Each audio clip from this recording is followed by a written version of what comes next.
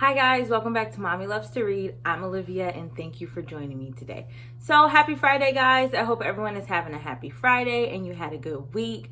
I'm here today to do a review of a really awesome book that I just read. Well, I finished it like last week, but I'm just doing the review today. But the book that I'm going to be talking about today is I Know Why the Caged Bird Sings by Maya Angelou. And this is one of her autobiographies. So I was inspired to pick this book up because I've read one other of her books, was gifted to me last year, and it's Mom, Me and Mom. And that was the first book that I had ever read of hers.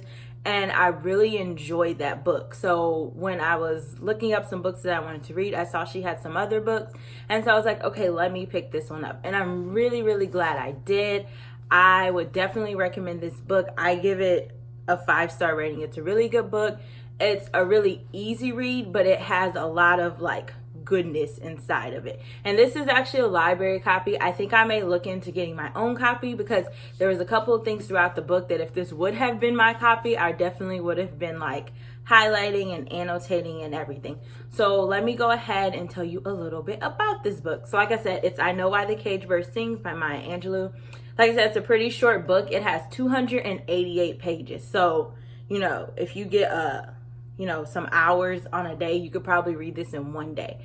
And this book, it pretty much talks about her life from the time when the book starts, she's 3, and it goes all the way up until she is a teenager. So the book is about her and her brother. Her brother's name is Bailey. He is 2 years older than her. So when she is 3 and he is 5, their parents decide to get a divorce, and they're in California. So they send Maya and her brother to live with the dad's grandmother, and she lives in Arkansas, Stamps, Arkansas.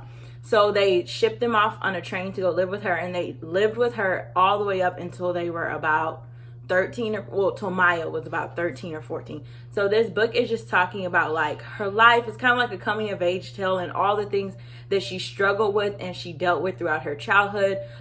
Feelings of maybe like abandonment, wondering why her parents didn't want her. Like, was it something she did? They never really knew why they were sent to live with the parents, and they didn't have contact with their mom and dad the whole time they were living with the grandma. Like the mom and dad never came to visit or anything like that.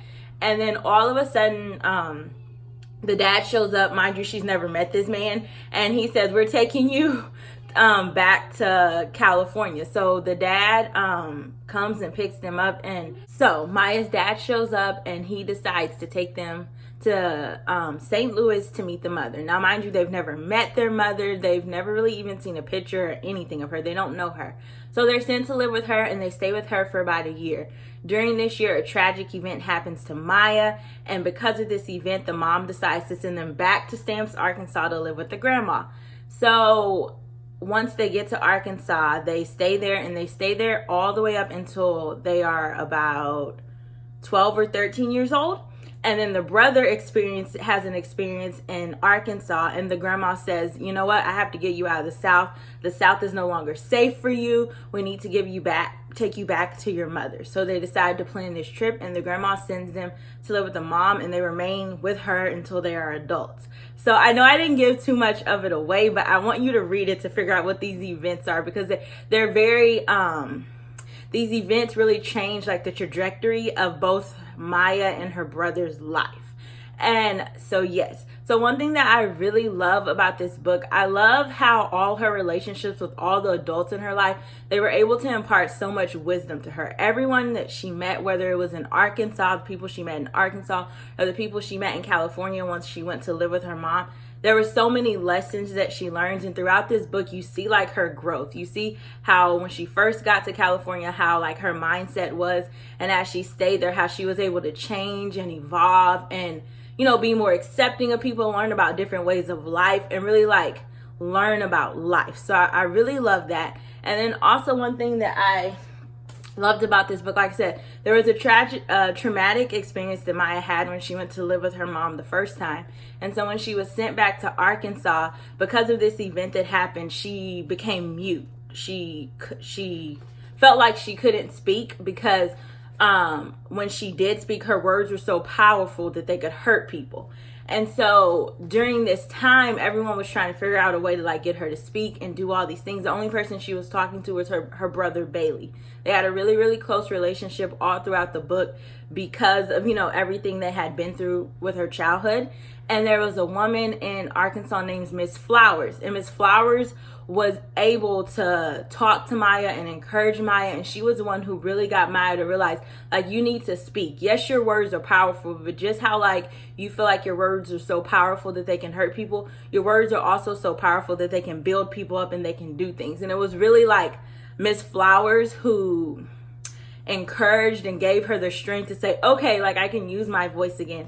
So I really, really liked that. And like I said, I just really liked how throughout the book, all the adults in her life, they taught her lessons, whether they were positive lessons or negative lessons. They were lessons that she was able to take with her throughout life, and even lessons that I could learn from this book. And I have quote in this book that is my favorite quote, and I'm gonna go ahead and read it to you. This is Maya. She's talking about when she was living in California with her mom the second time. So she's about 13 or 14. She's in high school at this point, and she's talking to her mom's husband, which would be her stepdad. And he is talking to her about some friends that he has. And a lot of his friends are criminals. And so she learned a lot from them, but this is just her take on what she felt. It says, "It wasn't possible for me to regard them as criminals or be anything but proud of their achievements. The needs of a society determines its ethics. And in the Black American ghettos, the hero is that man who is offered only the crumbs from his country's table, but by ingenuity and courage is able to take for himself a Lucian feast." So I really like that, because it was, to me, that was just, I don't know, I felt like that was a really powerful section, and it really spoke to me to realize that even if you're not given much, it's not what you're given, it's what you do with what you're giving. So take what you have and you can use that to get, where you need to be.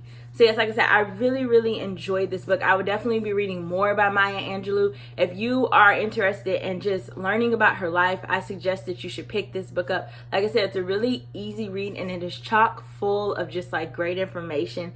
And yeah, so if you decide to pick this book up, let me know. Comment down below and let me know if you've read any of her books, if you plan on reading her books, and what you have thought about her books. So thank you guys so much for joining me today. I hope everyone has an awesome weekend and that everyone is doing good on their August reading goals. And until next time, bye.